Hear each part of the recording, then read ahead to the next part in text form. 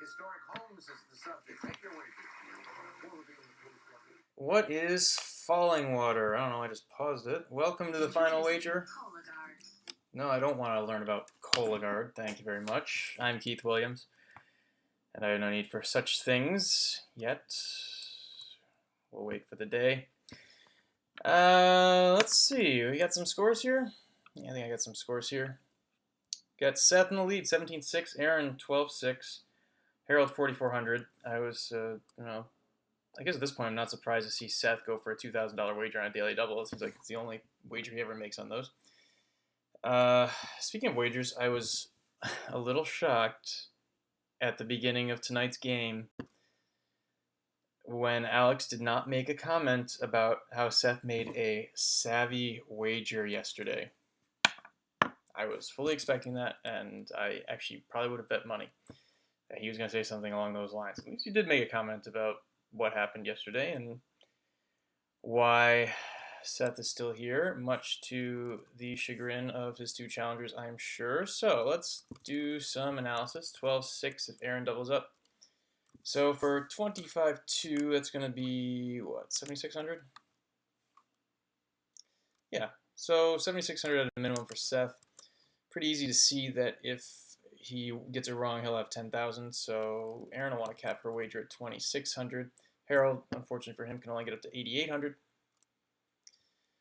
If Seth wants to play a little bit conservatively, force Erin to get it right, could go into some mind games. Erin gets it right with 2,600. At most, she'll have 15,200. So to stay above that, that'd be a maximum of 2,400. And in response to that, which I would not recommend because it never happens, it very rarely happens, Erin could go for everything, or at the least 7,400.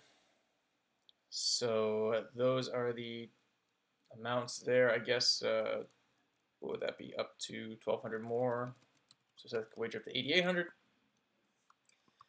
And that's what we have for our possible wagers. Anyone got any questions tonight? See a few people are watching live. I didn't advertise this one. I don't know how people find this. Does it send out a Twitter notification or something, or do you get a YouTube message? I really don't follow people live on YouTube, so I don't know how it works. Maybe I should look into that, or tell people I'm going to do this live when most of the time I do it the next day or a few hours later. A few other things I found of note today. I wonder if Erin's ever been to the Ben & Jerry's Flavor Graveyard in Waterbury, Vermont, where they have gravestones for all the flavors that have been killed, retired. I guess they don't use the term killed. Things like spiced pear and I don't know, there's some bizarre ones in there. Personally, my favorite is New York Super Fudge Chunk. Has been for decades, even before I moved here. But there's always a pint in the fridge. Actually, there's 3 right now, 2 of which are almost finished. I don't know why I just didn't finish them. Oh, falling water. This is a final, so it should be fairly tough. As I said earlier. Let's see. Here's the clue. Also known as the House of His Majesty, Fairfield House in England was the home of this African leader from 1936 to 1941. 30 seconds, ladies. Good luck.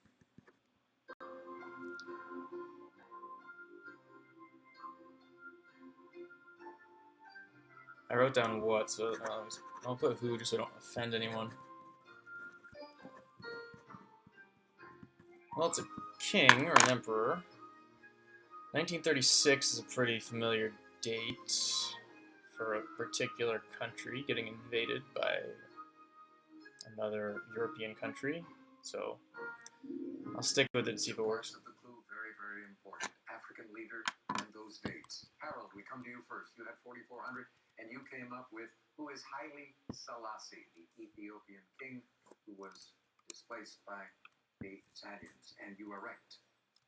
You double your score to 8,800. Let's go to Erin Post. She struggled with this, I believe, and you didn't come up with anything? No. Small wager? And your wager, $12,599. You're left with $1.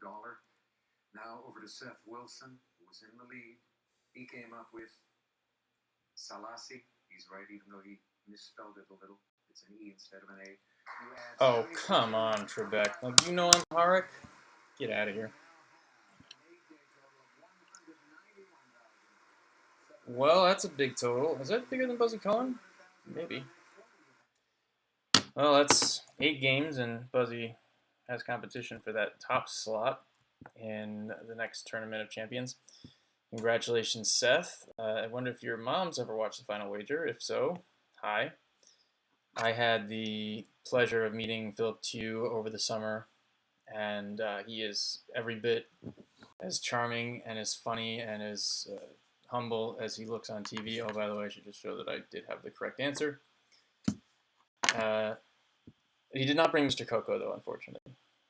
That was the one mistake he made. And it was very, all things considered, not a big deal. But whatever.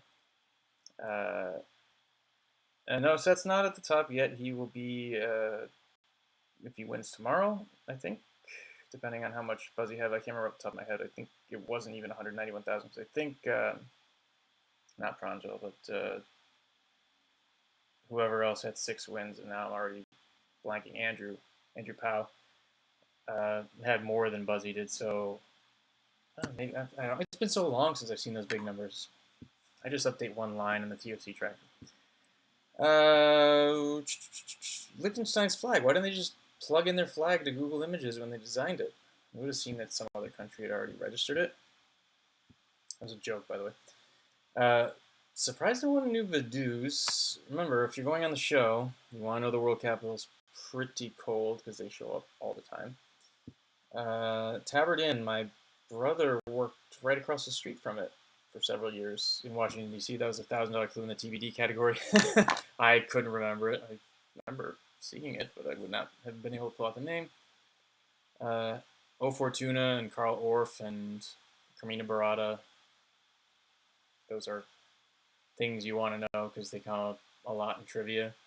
And Orff is just fun to say, O-R-F-F. And yeah, Quo Vadis was the last thing I wanted to mention because there was a long time ago I went to it was 10 or 11. I think it was my first time in Atlantic City. We went to this all-you-could-eat buffet, and I can't remember. It must have been at Caesar's Palace, and this buffet just had these 3 or 4 scenes from Quo Vadis and Ben-Hur on repeat. The chariot racing scene from Ben-Hur and something else from Quo Vadis. So that's where I first heard of that. And trivia is weird like. So, all right. Odds of Philip Tew being in the TOC, I would say 100%. No, 99%. I'll hedge myself. I would be shocked if the producers didn't want him in the TOC the way I'm sure they would have cut off the last TOC to make sure that Elliot Yates was in it. 3 games, 96,000 for Philip. Not too many people ahead of him. I think he's, 7th or 8th, if you don't count the 2 tournament champions that we have so far. So that means that another 5 or 6 people would have to show up and beat him in the next, I don't know, October, November, December, January. 3.5 months, let's say, not counting the tournament that taped a million years ago and is finally going to air in November, assuming they don't change it again for the teenagers. Sorry, teenagers. What the hell? Okay. Enough out of me. I'm wearing my Tacona shirt. It was a lot of fun. A lot of trivia there, too. And there's another Learned League question on tonight's show. Maybe it was the Orff one. Yesterday there were a couple. All right, well, I hope you enjoyed this live broadcast. And Seth's mom again, hi, if you're there. And we will see you, whoever you are, tomorrow right here on the Final Wager.